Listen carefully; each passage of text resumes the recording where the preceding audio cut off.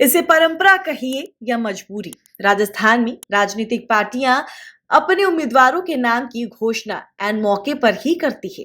लेकिन इस बार कांग्रेस में नई पहल की चर्चा शुरू हुई है।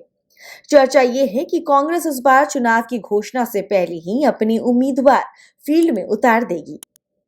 इस चर्चा को हवा मुख्यमंत्री अशोक गहलोत के उस बयान से मिली है जो उन्होंने हाल में ही यूथ कांग्रेस के कार्यक्रम में दिया था।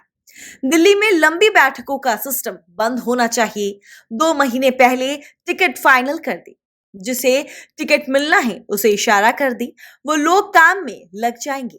हमने प्रदेश प्रभारी सुखजिंदर सिंह रंधावा को भी कहा है 2 महीने पहले टिकट तय हो जाए, जिन्हें टिकट मिलना है वो 2 महीने पहले ही तय हो जाए। आखिर गहलोत क्यों चाहते हैं कि चुनाव से 2 महीने पहले टिकट तय हो जाए? क्या इतनी जल्दी टिकट घोषित होने से कांग्रेस ज्यादा सीटें जीत सकती है?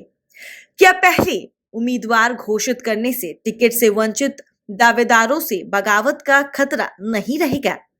तो चलिए इस वीडियो के माध्यम से आपको इन सभी सवालों से रूबरू करवाते हैं और इनके जवाब देते हैं।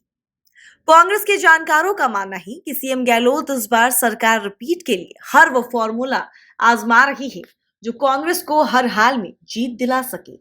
वे लगातार सरकार रिपीट की बात कहकर खुद की पार्टी, आम जन और विरोधियों में यह नैरेटिव सेट करने की कोशिश कर रही है कि इस बार कांग्रेस फिर से सत्ता में आ सकती है।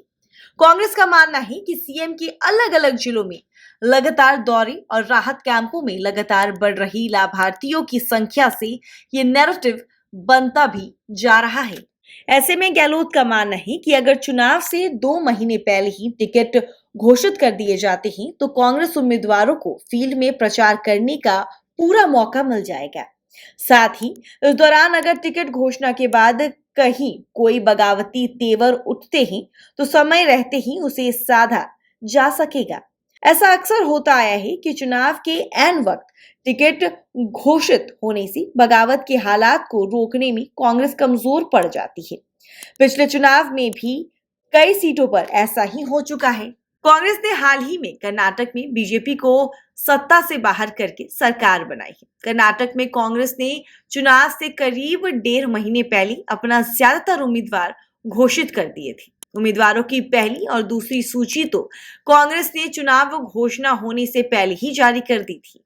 कर्नाटक में 10 मई को मतदान होना था, तो कांग्रेस कर्नाटक के फॉर्मूले को ही इस्तेमाल करते हुए राजस्थान में विधानसभा चुनाव लड़ने वाली है और अशोक गहलोत तो कर्नाटक के फॉर्मूले को लेकर काफी ज्यादा सीरियस है और उसी फॉर्मूले पर राजस्थान में काम करने वाले हैं और जीत की हर तैयारी में जुटे हुए हैं।